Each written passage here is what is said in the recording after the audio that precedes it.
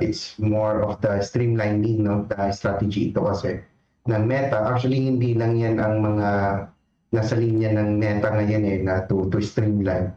Pero ang pinakamabilis at pinakamadali talaga na gagawin nila this April is really unahin nila itong messenger.com. Okay po. Ano po ito, Sir Zarano, yung maaring possibly rason po ba ng Meta kung bakit po kinakailangan na or needed to shut down po itong website po, no, na Messenger po? Usually naman po kasi ang messenger.com is just the same o pareho ng laman yan pareho din siya na kung saan kung ano yung meron tayo ngayon sa Facebook, no? Pag inopen natin yung Facebook at may see all messenger tayo pareho. So ngayon ang nangyayari kasi is parang doble siya na site, doble siya na page para lamang sa para lamang sa messenger nila na serbisyo.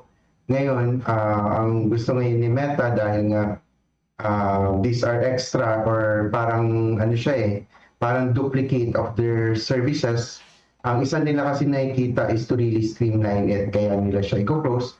Pero as to the shutdown ng messenger.com, ang sabi naman ng Meta dito is wala naman itong impact pagdating sa serbisyo. Tatanggalin lang nila yung domain, pero pag inopen mo siya, dadalahin ka lang din niya sa Facebook.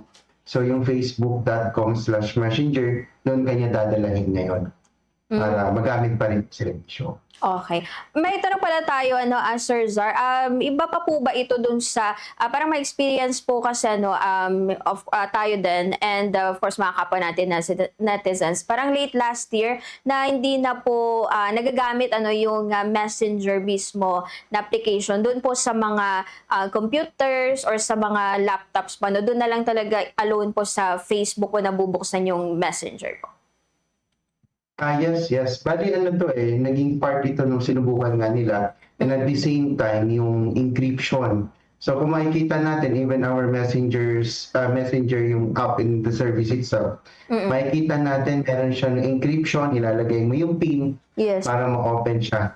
Yan. And then, meron talagang iba, meron nga yung tinatawag, kasi itong si Meta, meron silang mga tinatawag ng mga early rollout ng mga updates nila. And meron ng ibang locations talaga na nauna na natanggal na ito at talagang dinadala ka na niya sa message doon sa yung kung ano talagang gumagana na messenger service nila before, which is yung mismong nandoon na mismo sa kanilang facebook.com. Ayun. So as to naman, wala naman talaga rin siyang they're just trying out din talaga if talagang gano'n na magagamit pa ba, hindi na siya magagamit or gano'n naman. Pero kasi, itong mga updates kasi na to is really necessary. Yan nga, sabi nga nila, it's always for the streamlining, making the service more available, mas madaling i-manage. Yan naman and then that last year din kasi sinubukan nila. What if, kung tatanggalin natin, dito na lang sila at hindi na magagamit yon.